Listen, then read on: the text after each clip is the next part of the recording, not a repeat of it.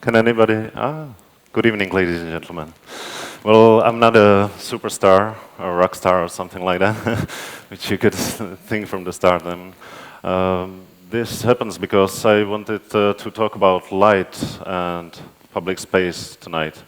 I'm a curator of Light Festival in Prague, Czech Republic. But first of all, I wanted to show you this. This is a light art piece.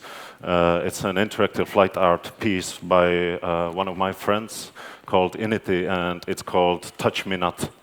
The name of the piece in Czech language refers to a herb, to a plant, which if you want to touch it, it explodes. So you can't touch it without destroying it or changing it. And I'm showing this to you because it speaks about nature of light, about those aesthetic qualities of light which somehow inspires me and somehow arouses my imagination. This is like the pieces. You can try to touch the light and react with it. You can sometimes the light, it creates an object, but it's not something you can touch. It's elusive. But it's also very dynamic and it's very fluid. On the other hand, it stands there, it's constant.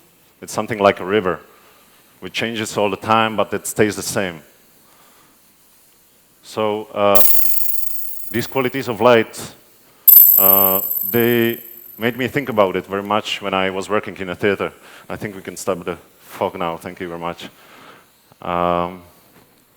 Okay, let's forget about light and get some slides now. So my name is Jan Rolnik, and I'm about to talk about Light Festival, which we organized in Czech Republic, Prague, in this tiny country in the middle of Europe, which has no sea. Well, yeah, about the city. It looks like something like this. When you wake up very early in the morning, in winter, you have a chance to see it like this. It's a city full of history. Some 700 years ago, it was one of the three most important cities of Western civilization. But it's a long time ago. And now all the streets and all the walls are full of these old ghosts. People say it's a magical city because the genius Luci there are some crazy sorcerers who tried to make gold out of coal or living beings out of clay. So it's kind of a magical city. I'm talking about this because it is a city which arouses imagination. When you're walking through it, or at least when I do, it makes me daydream. And it makes me think about what can be. About the people who are also creating the city. In some 25 years ago, we had something we call Velvet Revolution. It was a revolution without violence, and we got rid of the totalitarian communist regime, and we started with democracy and capitalism. We were very happy at the time. I was 9 years old. And, but after some time, there was also some disillusion, because somehow people just started to follow just the ideas of individualism, competition, consumerism. This lasted for some 20 years, and why I'm talking about it is that I feel that something is changing, that people somehow started to share their lives and their experiences together in the streets of their city. This is, for example, some event which is organized twice a year in our city. It's actually not financed by the city or the government. It's just a celebration of a city when every bookshop, every cafe, every bar just does something for their neighbors. They just show what they have on the store, and people just stop using cars and they walk on the streets and they use bikes, and it's just a celebration of the public space of the city, and it's every year bigger and bigger. And for me, it's a sign of willingness to participate on the public space of the city, on the story of the city.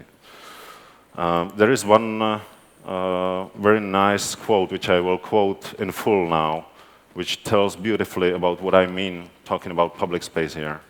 It says, "It is a multi-layered structure of city life which facilitates meeting, evokes emotion and enjoyment of beauty. It inspires and irritates senses. It offers both historical and current reflection of society. In this sense, it is a cultural space comparable with theater, museum, concert hall, or an imaginative world of a novel or a movie."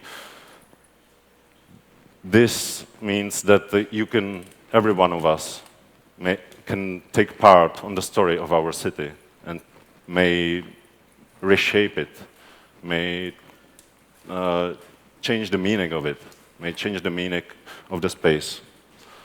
And I think that you all know this very well here in Taiwan, in Taipei, because you get to know this. This is one of these pictures is 3 months old, and one of them is 3 days old. And this is a way how to make public space a statement, and to make a light, a way how to participate in this space, in this story. Well, I just want to somehow take my part here, and I want to express my thumbs up and fingers crossed to occupy Hong Kong here, and take part on this happening, which is so fresh and current. But in our Czech Republic, we already did our fights. We don't have much to fight against at this moment, so we just play with the city. I've been talking about light and public space, the city. So what we did is we took these two things we love, the city and light and technologies, and we put some emotion and imagination in between them.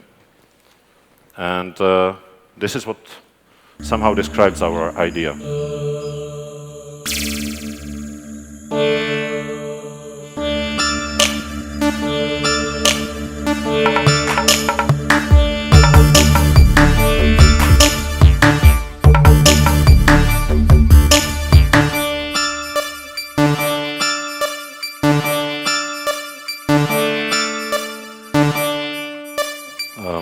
This was an invitation for second edition of our festival, which takes place just 2 weeks from now.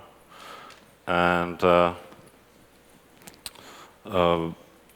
in the first edition, we became very, very successful with the festival. We created something like a labyrinth, which was full of surprises and full of unexpected meetings of a third kind sometimes. We used the city as a canvas on which we and artists we invited can paint and create something new. And we used the historical background of the city, which I was talking about, to do something spectacular, to do something different. So sometimes we put some contrasting stuff in it. For example, this installation, this large-scale installation, was created by French artist 1024 Architecture, and it was supposed to make people unquiet. You could visit, you could enter this installation, and it just drew you away to different time and space. I will give you this video with sound so that you can understand what I mean.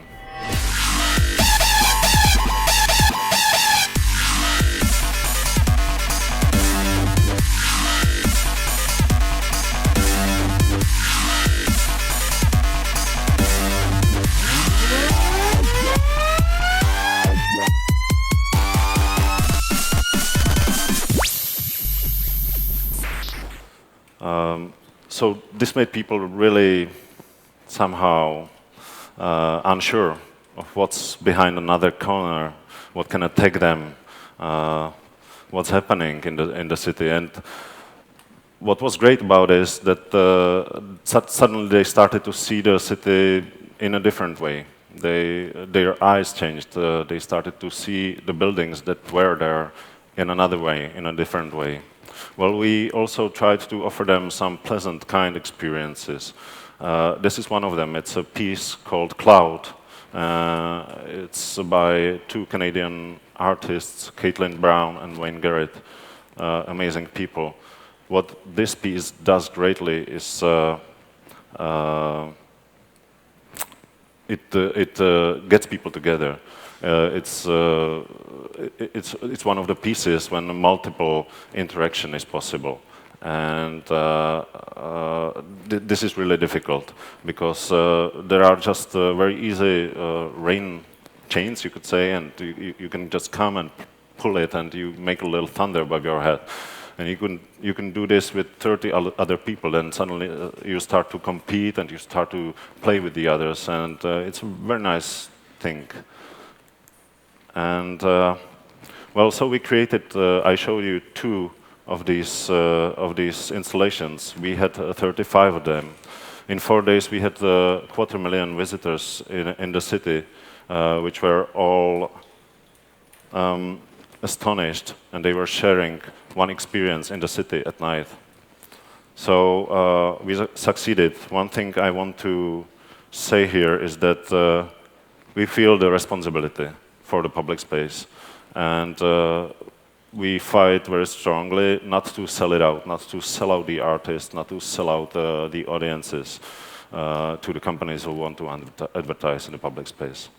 And this is also very important to think of when you're trying to do a festival like that. Well, these are the powers of light in public space. I will just let you see the last video, which I love very strongly.